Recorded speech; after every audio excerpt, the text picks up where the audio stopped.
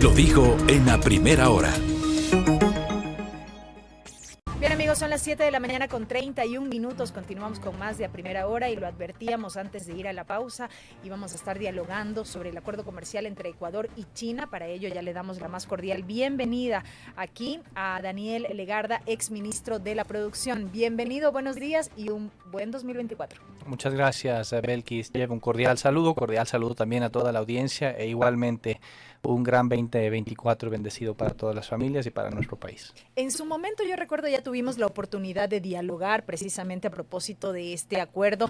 En momentos previos a la suscripción como tal, cuando se encontraba el gobierno en fase de negociación, estos puntos álgidos que nunca están de más, que nunca faltan cuando se trata de alcanzar la suscripción de estos instrumentos internacionales, y finalmente el año anterior se produjo ya la firma de este acuerdo comercial entre Ecuador y China, que básicamente cómo beneficiaría al país. Y quiero arrancar por ahí antes de profundizar en qué momento nos encontramos, qué es lo que todavía está pendiente, pero cómo beneficia al Ecuador este instrumento internacional. Perfecto, Belkis. Bueno, partamos primero por la definición general, ¿no? Creo que es muy importante para no perder el panorama del contexto de por qué son necesarios este y otros acuerdos comerciales estratégicos para el Ecuador.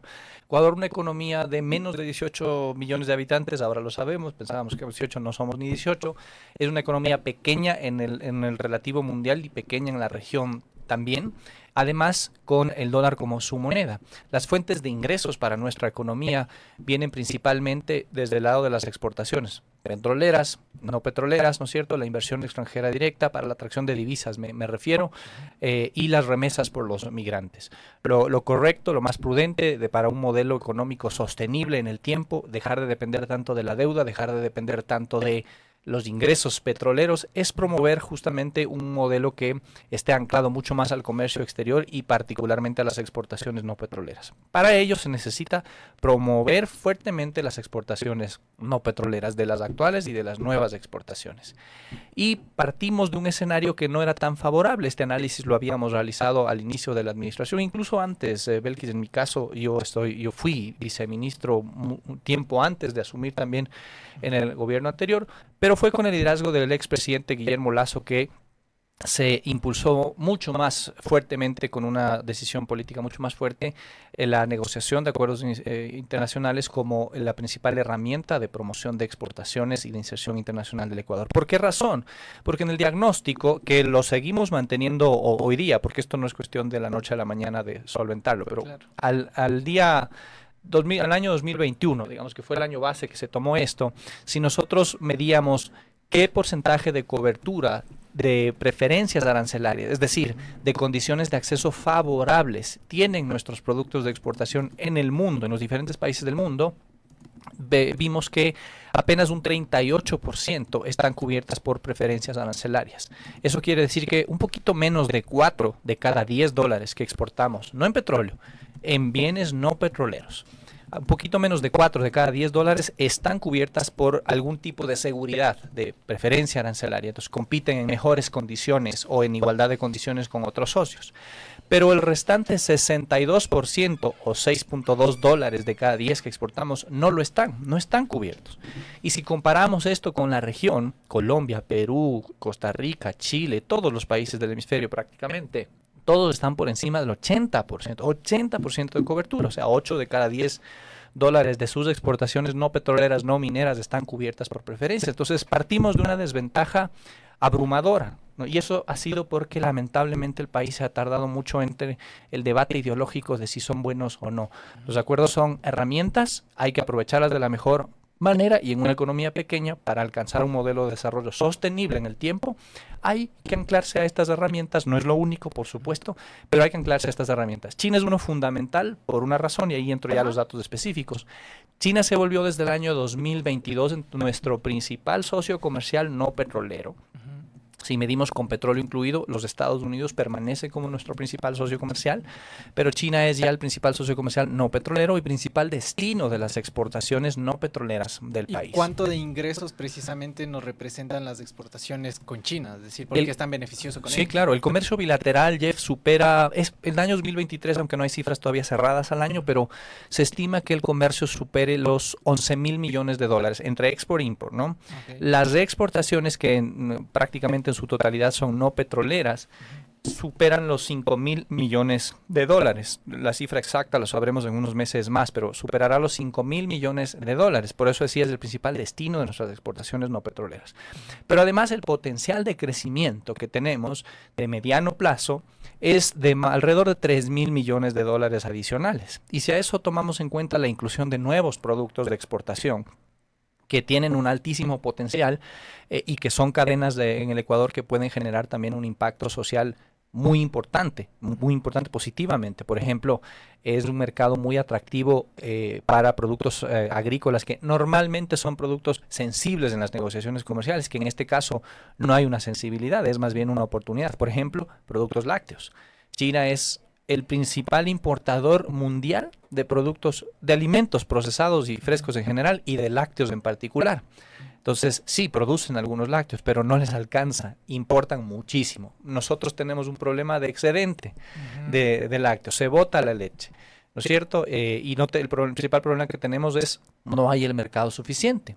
Si el día de mañana nos organizamos bien, ya tenemos la herramienta negociada y podemos alcanzar un nicho de mercado de China, no todo, un nicho de mercado de China, habremos alcanzado, superado en buena parte un problema social, sobre todo en la Sierra Centro, ¿no? Por poner un ejemplo. Y así hay muchos otros productos que tienen un potencial que sobrepasaría inclusive esos 3.000 millones de dólares de los que yo vengo hablando, ¿no? Como dato para que la gente pueda entender el potencial de lo que estamos hablando, de un mercado gigantesco para nuestras exportaciones. Sí, no obstante, sí, si me permite brevemente, Jeff, no obstante y a pesar de estas cifras que usted nos ha referido, sí quiero volver brevemente a este debate ideológico al que hacía referencia y en el que nos encontramos durante mucho tiempo de si es o no, de si son o no son buenos los acuerdos comerciales. Este acuerdo comercial se constituye per se en un tratado de libre comercio entre China y Ecuador, y lo pregunto justamente por la preocupación que representa para muchos los tratados de libre comercio, porque se asume que el país quedaría en desventaja, sobre todo con países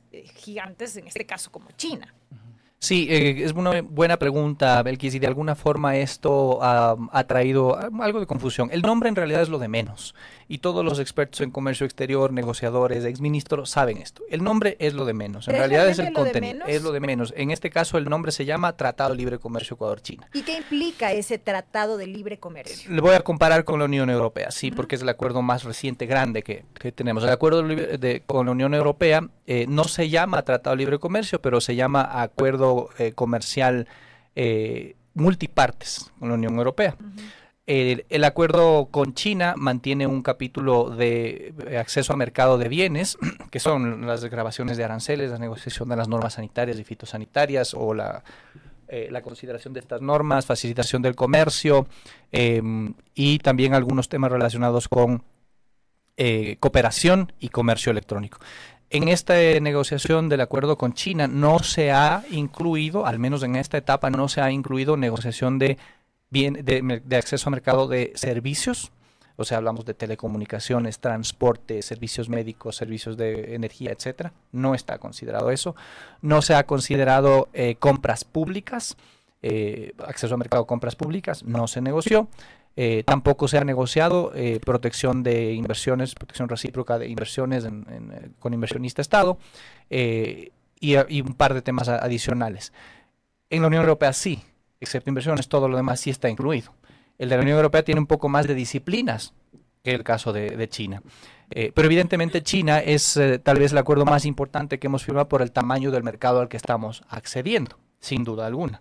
Y un tema adicional también aquí, porque me estoy adelantando un poco a otro tema seguramente, pero en esa misma comparación de la Unión Europea con China, Y esto se los dije a los asambleístas el día martes, que fui invitado a comparecer en la Comisión de Relaciones Internacionales por invitación de la comisión, que agradezco muchísimo. Fue un privilegio poder exponer técnicamente estas razones de por qué se tomaron decisiones desde lo más alto, desde la decisión del expresidente Guillermo Lasso, decisión acertada de acercarse a China, hasta las últimas decisiones respecto a lo que contiene el acuerdo.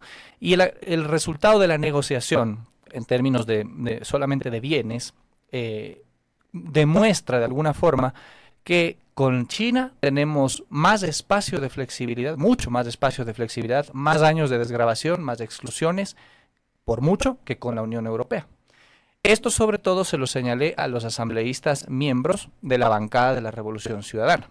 ¿Por qué? Porque, bueno, se entiende que acá hay una discusión de carácter político, pero yo les dije, yo no soy político, yo soy técnico, y aquí vengo a exponerles técnicamente los datos. Y aquí están las comparaciones de los datos. Y resulta que China tiene comparativamente mejores resultados al final de la negociación que la Unión Europea, si es que uno lo quiere ver de esa forma. Hay otros temas de fondo que había una necesidad mayor, que es cierto, y demás.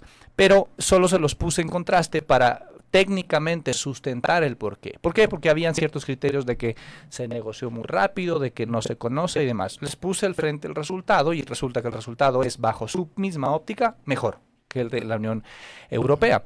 Entonces, eso nos permite de alguna forma, le permite al actual gobierno, le permitió a la anterior administración, a mí como exministro y ahora ya desde el sector privado en particular, y experto en comercio exterior, decir con total claridad que este acuerdo es favorable para los intereses del país porque toma en cuenta los dos balances de alguna forma, lo que nos interesa exportar, promover, ser ofensivos, pero también tomar en cuenta, y eso lo toparemos también seguramente más adelante, aquellas sensibilidades de productos que debieron protegerse, y así se hizo efectivamente. Sobre ese punto, precisamente que en la Asamblea y en la Comisión se aprueba ya el informe, ¿no?, en relacionado al acuerdo comercial. Otro de los aspectos que usted mencionaba de asambleístas, por ejemplo, de la Revolución Ciudadana, que tenían esta serie de cuestionamientos, otro de los que se planteó allí también es la posible afectación a la pequeña y mediana industria de acá. ¿Hay esta afectación o cómo se ha tratado este tema también? Porque es otro de los aspectos que preocupan a la persona, al pequeño y mediano productor que trabaja acá en Ecuador.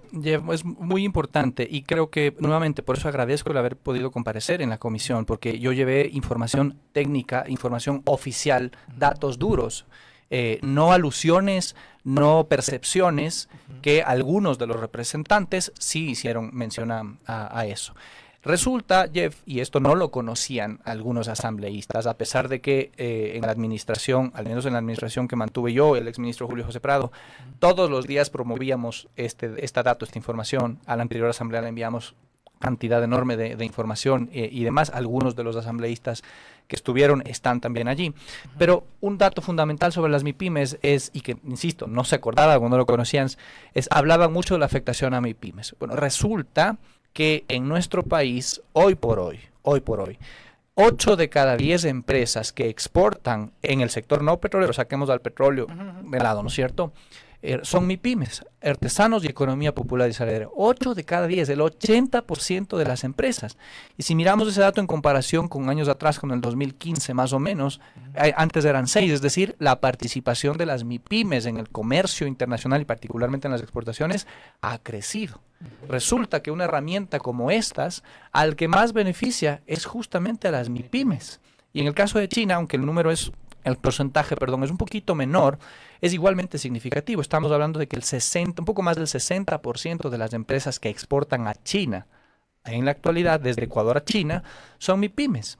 Algunas asociaciones de la economía popular y solidaria, y también hay sectores artesanales que exportan, ¿no? Entonces, claro, se sorprendieron porque una cosa es decir, afecta a las MIPYMES y todo lo demás, y otra muy diferente es ver los datos y decir, bueno, acá hay MIPYMES que están exportando. Sí se ha podido exportar, sí ha sido posible que las MIPYMES accedan a mercados internacionales. ¿De qué hace falta mucho trabajo?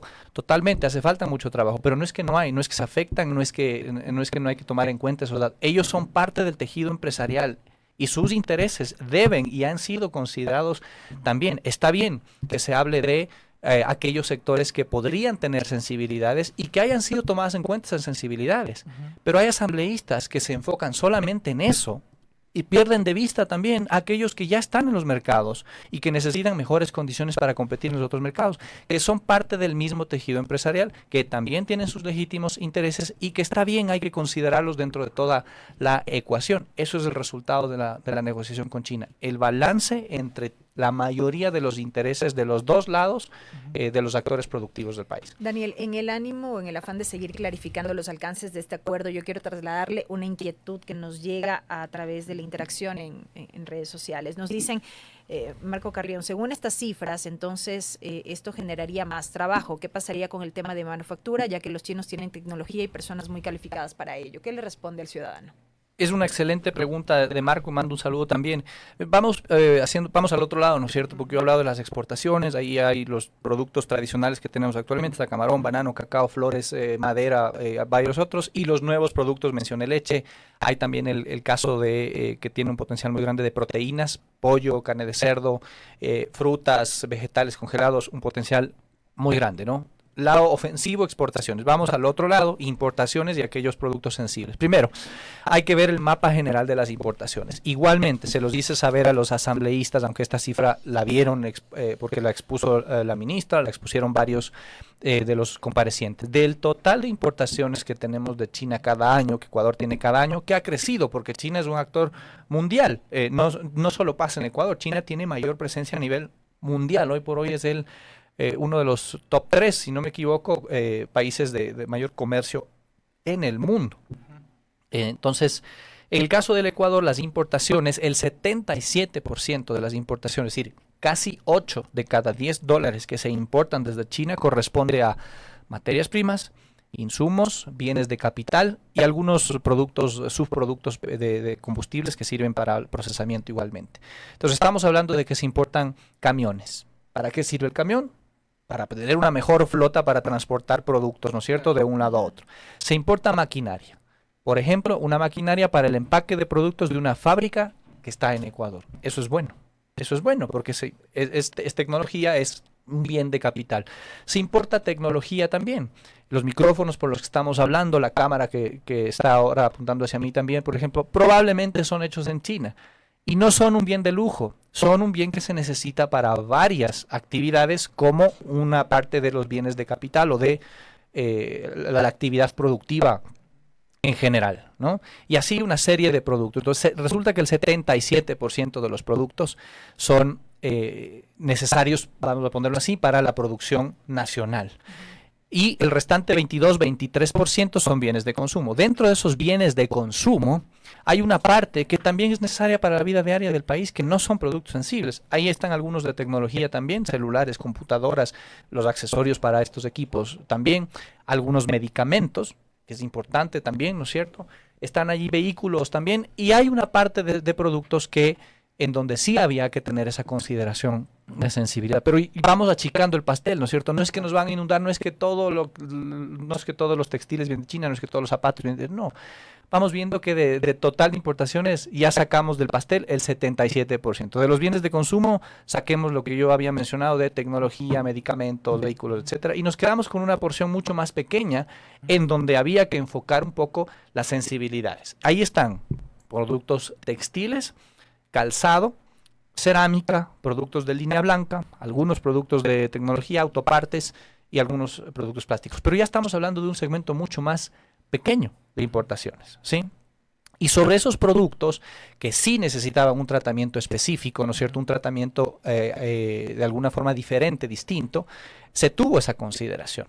Entonces, claro, ahí en su momento hubo las preocupaciones de varias industrias, y está bien, en una negociación siempre hay, de los dos lados. Si no fuera una negociación, Jeff y Belkis, si no fuera una negociación. Para eso hay que sentarse, para eso hay que conversar con la contraparte y para eso hay que tener un equipo preparado.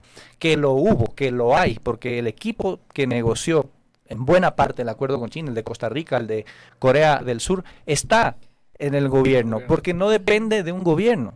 Es un bien, es de alguna forma, es un activo del Ecuador, del sector productivo del Ecuador en general. Y ese gran equipo permanece allí. Buena parte de ellos pasaron también por la Unión Europea en la negociación. Es un excelente equipo. Y por supuesto hubo una dirección ya más estratégico-política acertada.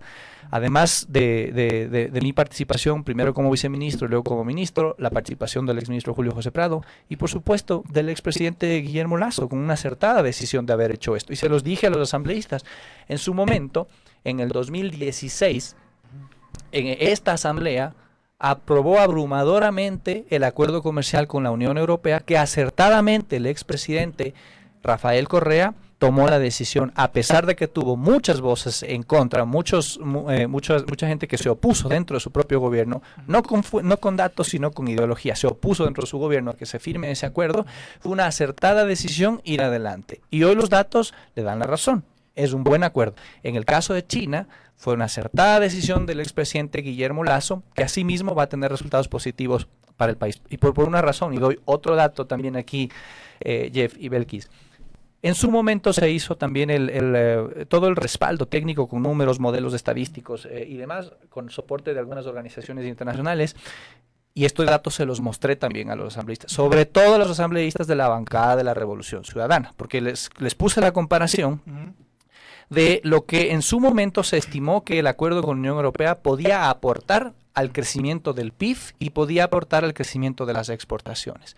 Y resultaba que, por ejemplo, la Unión Europea podía aportar un 0.1 puntos adicionales de crecimiento, que es positivo, sale positivo, ¿no es cierto? Eso quiere decir que si el día de mañana se tiene calculado crecer al 3%, con el acuerdo con la Unión Europea se crecería al 3.1%, es decir, aporta en esa condición.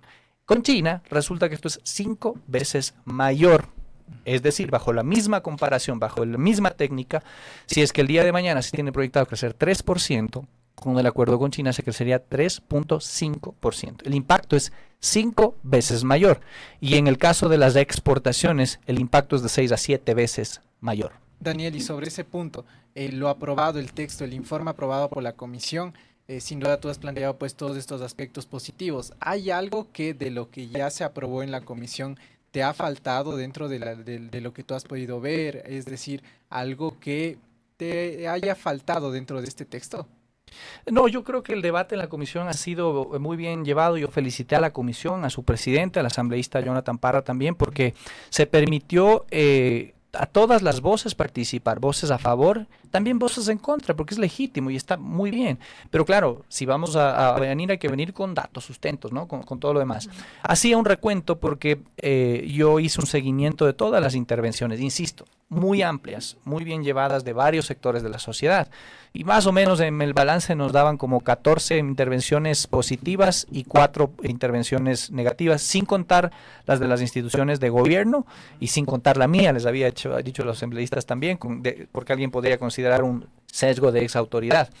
Entonces les dije, sin considerar eso, están 14 positivas y 4 negativas, ¿no? Ustedes ven que el balance de lo que les dice la propia sociedad, los propios representantes de los sectores productivos, es justamente lo que se negoció, lo que yo les estoy resumiendo que se negoció, que es un balance adecuado para los intereses del país porque se ha tomado en cuenta todo eso. Creo que el informe recoge esas visiones, están tomados en cuenta también las posturas de quienes expusieron sus preocupaciones, está expuesto como debe ser. Recoge visiones y posturas, perdón que le interrumpa, pero no cambia de ninguna manera el contenido como tal del acuerdo, porque la Asamblea no puede modificar los términos en cómo fue negociado este instrumento.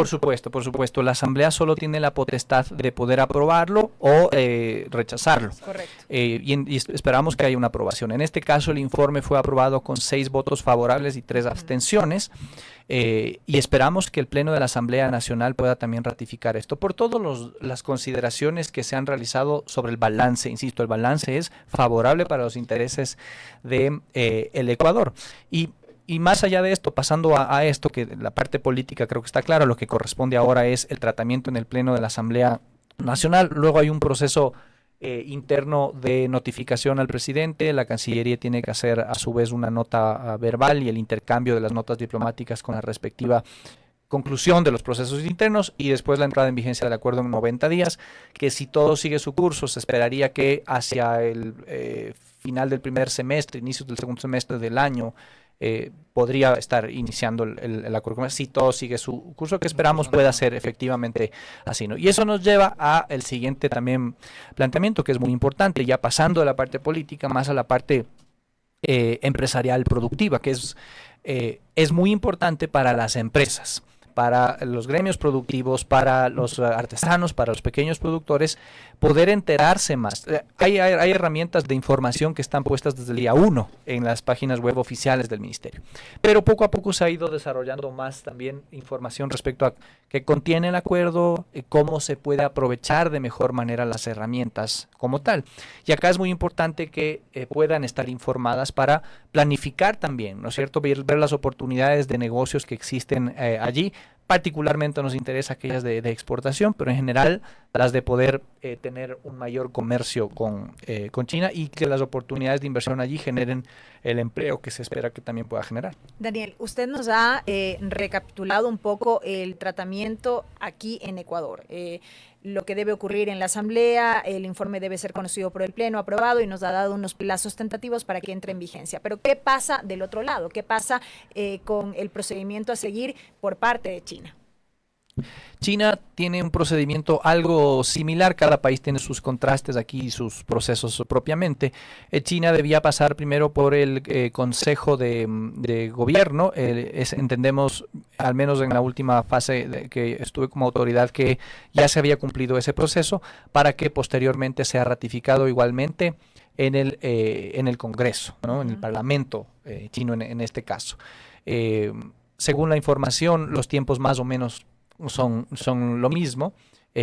Para que entre en vigencia el acuerdo se necesita que hayan culminado los dos procesos, no solo que el uno se dé, ¿no? Entonces, no había mayores sobresaltos en el proceso que tienen allá, digamos, en Asia, sobre todo es bastante más estructurado y formalizado estos procesos. Igualmente en Corea es distinto, pero también tienen sus procesos allí, entonces los tiempos generalmente se cumplen en ese sentido, ¿no? Entonces, será una buena noticia, creo que es una buena noticia para iniciar el año con el país, una buena noticia para el sector productivo, una buena noticia para el gobierno y sobre todo una buena noticia para el país. Lo que corresponde ahora es que los asambleístas puedan primar esa visión de país, de política de Estado, y esto es algo que también se los dice saber, porque también mostré una lámina en donde, para todos los asambleístas, en donde les dice ver que al final de la administración, cuando todavía estuvimos en el gobierno, en el ministerio, yo realicé una invitación para un evento con todos los exministros de Comercio y Producción. Y ahí participaron exministros de la administración del expresidente Guillermo Lasso, el exministro Julio José Prado, y bueno, yo como ministro actuante en ese momento. Estuvieron invitados también exministros de la administración del expresidente Lenín Moreno, que asistieron. Estuvieron exministros de la administración del expresidente Rafael Correa, que asistieron también, Juan Carlos Casinelli, Francisco Rivadeneira, Iván Montaner, Lenín Moreno y demás. Y por supuesto invitamos a quien en ese entonces iba a ser la ministra futura, ¿no? A Sonsoles García, la ministra Sonsoles García, para que también pueda participar del evento. Todos los ministros, sin perjuicio de la administración de gobierno en la que participaron, ratificaron lo importante de haber tenido esa agenda, lo importante de haber tenido los 3 acuerdos, China, Corea y Costa Rica, como una política de Estado, ¿no? Y digamos, no son criterios antojadizos, son criterios que han pasado por esa cartera de Estado, que conocen cómo funciona y que conocen también un poco los resultados de la negociación, cómo esto procede. En todos hubo ese apoyo. ¿Esto qué quiere decir? Justamente que no importa el gobierno de turno en el que está, lo importante son las políticas de Estado y las herramientas que esto genera. Y ahora le corresponde, primero, terminar el pleno de la Asamblea Nacional, porque ha habido un gran trabajo realizado en la Comisión de Relaciones Internacionales, en el debate en conjunto con todas las visiones, pero ahora le corresponde al pleno y después le corresponde también ya al sector productivo, ¿no? El primero, tener toda, insisto, la información es pública, pero claro, hay que esto a veces traducirlo, entenderlo de mejor manera, cómo esto puede convertirse ya en oportunidades efectivamente de negocios, insisto, particularmente de exportación, para generar inversión, crecimiento y que sean esto una herramienta que pueda generar también desarrollo y un crecimiento de la economía para el país como se espera que genere. Daniel Legarda, exministro de Producción, sobre el acuerdo comercial entre Ecuador y China. Creo que ha quedado bastante claro pues todos los puntos que se han topado dentro del acuerdo y pues lo que se viene de ahora en adelante para que el acuerdo tal cual entre en vigencia. Así que los detalles también lo estarán teniendo aquí en el noticiero. Daniel, qué gusto poder compartir contigo. Muchas gracias a ustedes también. Cordial saludo. Primera Plana. Todas las noticias, todas las voces.